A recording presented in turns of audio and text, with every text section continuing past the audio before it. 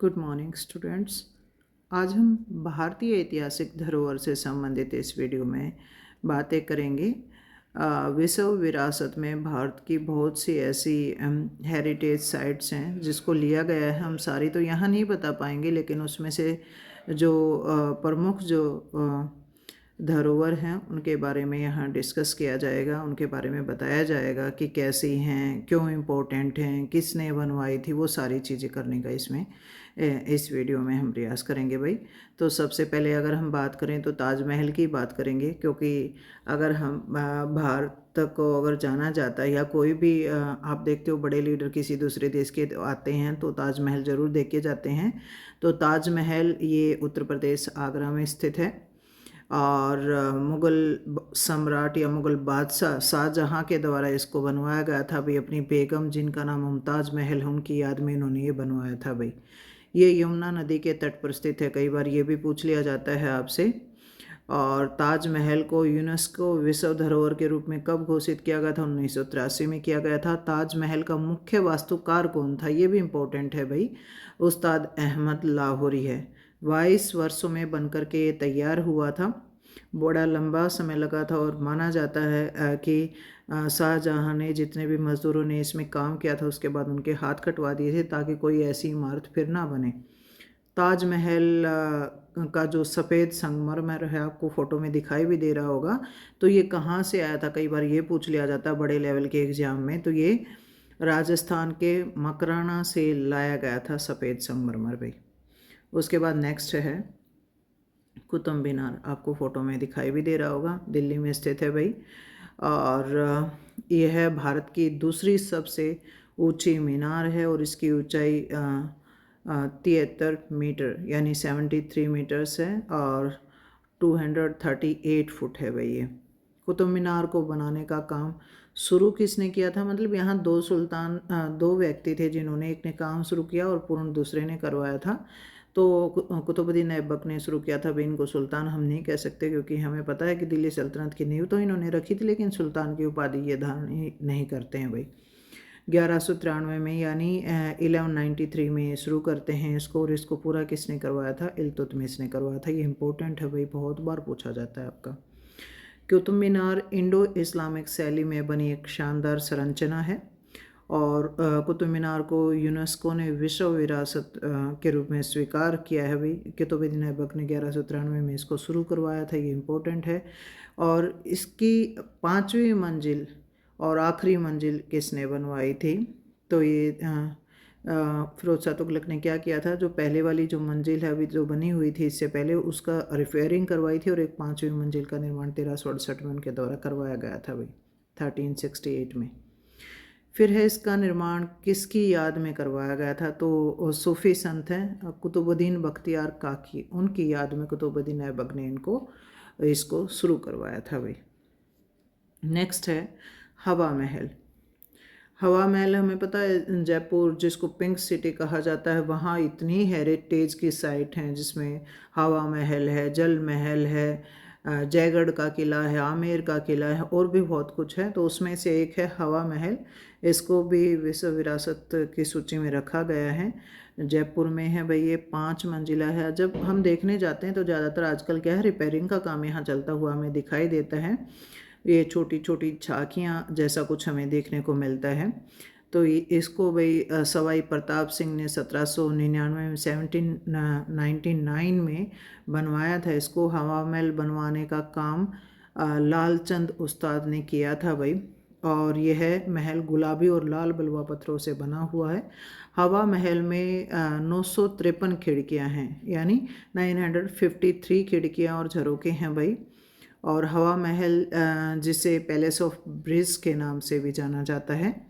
हवा महल को 2021 में विश्व धरोहर सूची में दर्ज किया गया था भाई, रखा गया था। उसके बाद नेक्स्ट है आगरा का किला। आगरा का किला है भाई, ताजमहल से लगभग 3 किलोमीटर की दूरी पर ये स्थित है। और आगरे किले का निर्माण 1565 के आसपास करवाया गया था भाई। और मुग़ल सम्राट अकबर ने करवाया था और बाद में उनके जो पोते हैं शाहजहाँ ने इसको अपने अधीन कर लिया था, मतलब बनवाया अकबर के द्वारा गया था भाई। जिन्होंने किले में क्या किया था, ज़्यादातर संगमरमर का काम इन्होंने करवाया। 1983 में आगरा के किले को भी यूनेस्को की विश्व धरोहर स्थल के रूप में अंकित किया गया था भाई। एक तो देखो आगरा का किला है, और ऐसे ही दिल्ली में भी लाल किला है जो शाहजहां के द्वारा बनवाया गया था, और ये यहाँ आगरा का अकबर के द्वारा। नेक्स्ट है सांची का स्तूप, ये भी इम्पोर्टेंट है भाई। जब हम एंशियंट हिस्ट्री पढ़ते हैं तो वहाँ के हेरिटेज में प्रमुख स्थल ये माना जाता है। स्तूप हमें पता है कि बौद्ध धर्म से संबंधित जो भी स्थल या उनके अवशेष वहाँ रखे गए हैं। तो सांची के स्तूप का निर्माण किसने करवाया था, तो ये स्तूप का निर्माण मौर्य सम्राट अशोक ने 3री शताब्दी ईस्वी पूर्व में करवाया था। सांची के स्तूप को भारत का सबसे पुराना बौद्ध स्थल माना जाता है। यह यूनेस्को की विश्व धरोहर स्थल है भाई ये भी। और सांची के स्तूप की आकृति 200 रुपये के नोट पर, ये कई बार हमारे जीके वगैरह के जब क्वेश्चन पूछे जाते हैं ना, वहाँ पूछ लिए जाते हैं भी ऐसे चीज़ें, तो कि 200 रुपये के नोट पर अंकित है सांची के स्तूप का। सांची के स्तूप की खोज जनरल टेलर ने 1818 में की थी, 1880 में किया गया था भाई। और ये मध्य प्रदेश सांची में ये स्थित है सांची का स्तूप भाई। नेक्स्ट है कोणार्क सूर्य मंदिर भाई। कोणार्क सूर्य मंदिर भारत के उड़ीसा के पुरी जिले में कोणार्क स्थल पर ये है भाई। 13वीं शताब्दी में 1250 में 1250 में क्या है, ये सूर्य मंदिर बनाया गया था। और मंदिर बनाने का श्रेय किसको जाता है, गंगवंश का शासक है नरसिंह देव प्रथम, उसको ये श्रेय जाता है कि इन्होंने ये बनवाया था कोणार्क सूर्य मंदिर। और सूर्य मंदिर समय की गति को दर्शाता है, ये इसकी विशेषता है भाई। सूर्य देवता जैसे नियंत्रित करते हैं ना दिशाओं को, गति को, रोशनी को, ऐसे ही। और पूर्व दिशा की ओर जाते हुए मंदिर के 7 घोड़े सप्ताह के 7 दिनों के प्रतीक हैं। और 24 जो पहिए दिखाए गए हैं वो दिन के 24 घंटों को दर्शाते हैं भाई। ये इसकी सूर्य मंदिर की विशेषता है। कोणार्क सूर्य मंदिर को 1984 में विश्व धरोहर स्थल घोषित किया गया था भाई। नेक्स्ट है अजंता की गुफाएं। अजंता की गुफाएं महाराष्ट्र में हैं भाई। ये भी एंशियंट टाइम पीरियड की जितनी चित्रकला है और धर्म है उनके बारे में जानकारी हमें देती हैं भाई। तो ये 29 चट्टानों को काट करके, ये चट्टानों का जो 29 कुछ आगे पीछे भी हो जाता है भाई। और बौद्ध स्मारक गुफाओं जो 2वीं शताब्दी ईस्वी पूर्व में बनवाई गई थी भाई। और ये गुफाएं अजंता नामक गांव के सन्निकट की में स्थित हैं, महाराष्ट्र औरंगाबाद में। अजंता गुफाओं को ये भी विश्व धरोहर स्थल घोषित किया गया था 1983 में। अजंता की गुफाओं की खोज 1819 में हुई थी। और इनकी गुफाओं की संख्या कितनी है, 29 है। अब देखो इन गुफाओं में क्या है, हमें कुछ ऐसी भी गुफाएं हैं जिसमें क्या है, गुप्त काल की भी जानकारी देते हैं, उनकी चित्रकला की या और दूसरी चीज़ों की। उसके बाद है एलोरा की। अजंता एलोरा की गुफाएं प्रसिद्ध हैं भाई। और ये अपनी चित्रकला, मूर्तिकला या एंशियंट इंडिया के धर्म के बारे में, सामाजिक स्थिति के बारे में जानकारी हमें देती हैं। तो एलोरा की गुफाएं भी महाराष्ट्र में हैं भाई। एक विशाल बेसाल्ट रॉक की दीवारों को तोड़ करके बनाई गई हैं। एलोरा की गुफाओं से हमें बौद्ध धर्म, हिंदू धर्म और जैन धर्म के बारे में जानकारी मिलती है। गुफाओं का निर्माण 600 से 1000 ईस्वी पूर्व के बीच में हुआ था। एलोरा की गुफाओं में 12 बौद्ध धर्म से संबंधित हैं, 17 हिंदू गुफाएं हैं और 5 जैन धर्म से संबंधित हैं। एलोरा गुफाओं को भी विश्व धरोहर के रूप में स्वीकार किया गया है। एलोरा की 10 अवतार गुफा में भगवान विष्णु के 10 अवतारों को दिखाया गया है भाई।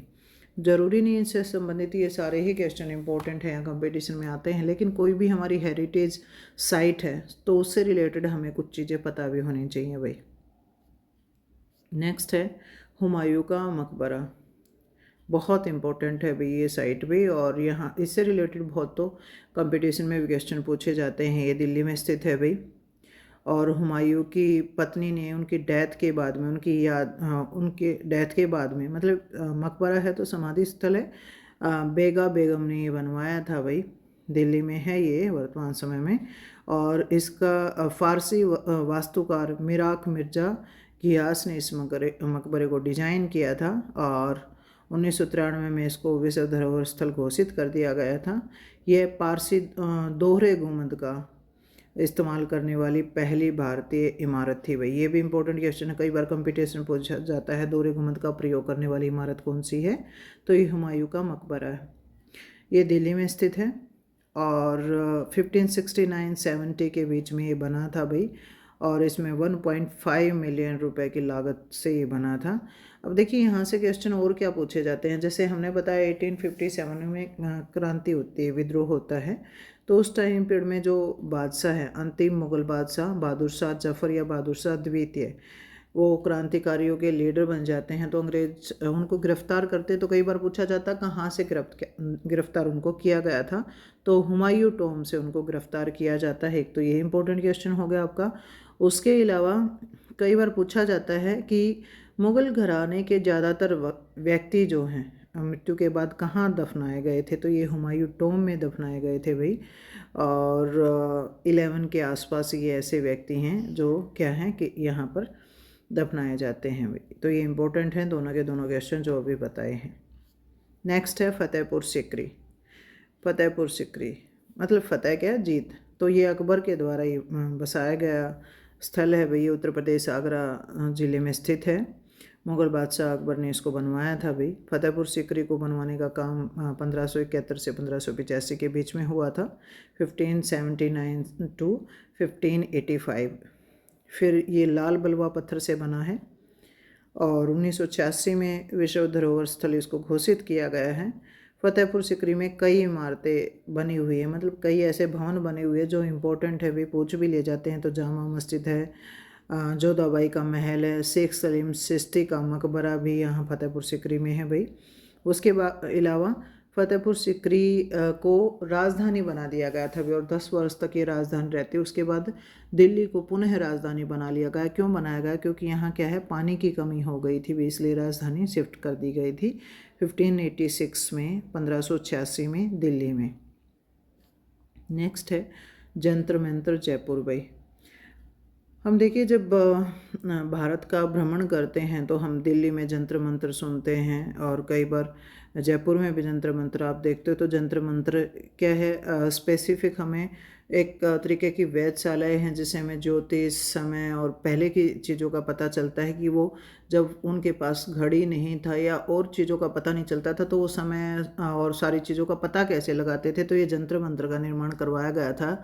जयपुर में है, ये दिल्ली में भी हों और भी जगह। तो ये जंतर मंतर वास्तुकला का एक रूप है भाई। और इसको किसने बनवाया था? जयपुर के महाराजा हैं जयसिंह द्वितीय या सवाई जयसिंह भाई। 1724 में इनको शुरू करवाया गया था, 1734 में पूरी हुई थी भाई। और ये खगोलीय वेधशाला है और ऐसी ही वेधशालाएँ सवाई जयसिंह ने 5 जगह स्थापित की थी भाई। जयपुर में, दिल्ली में, उज्जैन में, बनारस में और मथुरा में। ये इंपॉर्टेंट है भाई, बहुत बार पूछा जाता है कि कहाँ कहाँ वेधशालाएँ स्थापित की गई थी।